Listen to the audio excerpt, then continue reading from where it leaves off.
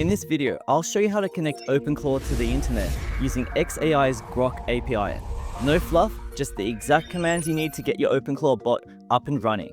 So let's dive in. First, navigate to the xAI Cloud Console and log into your account. We're using Grok for this because xAI provides highly accurate, real-time, web-grounded responses. Before we do anything else, make sure to go to your billing and click Buy Some Credits. You must have a positive credit balance for the web search API to actually work, so don't skip this step. Once your account is funded, click on the API keys in the left-hand menu, then create a new key. Give it a clear name so you remember what it's for. I'm just calling mine OpenClaw, and then hit create. Immediately copy the key it generates to your clipboard. Now let's connect it to OpenClaw. Open your terminal or PowerShell.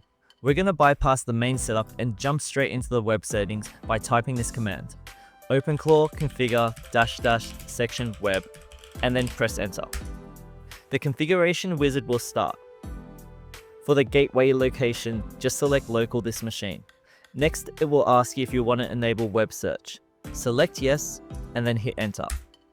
It will then present a list of search providers. Select Grok xAI from the list. Paste in the API key that you just copied a few moments ago and hit enter. Right after that, you'll be asked if you want to enable web fetch. This is a tool that allows your agent to actively read the text contents of specific HTTP links. Select yes here. OpenClaw will save the changes and show a configure complete message. Next is a crucial step, and your agent won't know how to use the internet until you reboot the system. So in your terminal, type OpenClaw gateway restart and then press enter. You'll see the log scrolling as your OpenClaw gateway safely reboots, and you'll see your bots successfully log back into the platforms like Discord or Telegram.